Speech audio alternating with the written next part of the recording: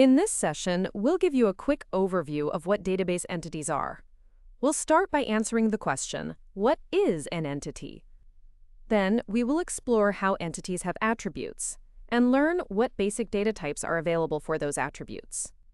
We'll talk a bit about the special ID attribute. Finally, we'll finish up by talking about the built-in entity actions. So what is an entity? An entity is what allows us to persist and access information that is needed in our OutSystems applications. Each business concept or application concept should be mapped to an entity. With entities, we're able to persist and access data in our application. Each new record that you insert or create in the entity will be persisted as a row in the database table. Therefore, entities have defined sets of data. The data is organized in attributes, which is where the properties of business concepts are stored. Each entity also has a set of entity actions, which we will introduce later on. By default, entities are created with an ID attribute.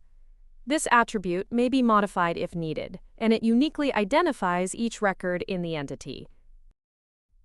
It acts as the primary key of the database table, and it provides support to create relationships between entities. Entities are required to have at least one attribute, and they may have many more. Just like the ID, other attributes are mapped to columns in the database table. Each attribute needs to have a basic data type defined. Regarding the basic data types, several options exist in OutSystems. We have alphanumeric types like text, phone number, or email. Then we have numeric data types such as integer, long integer, decimal, and currency. We can also represent a date and time combined or independently. A logical Boolean data type or binary data type to store images, for instance, as well as references to other entities.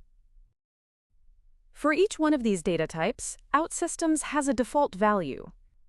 This means that any entity attribute or variable will always have a value, which will be the default value if not specified otherwise.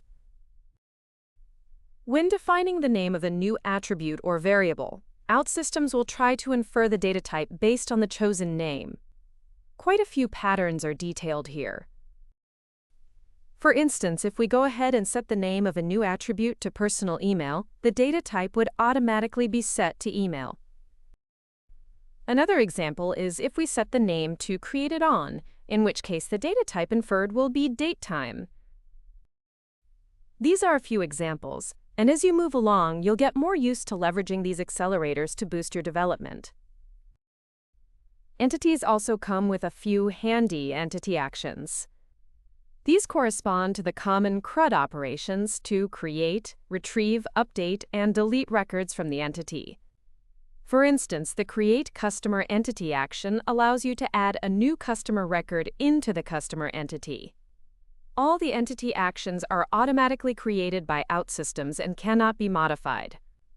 Also, these entity actions can be used inside the application logic to manipulate the entity data.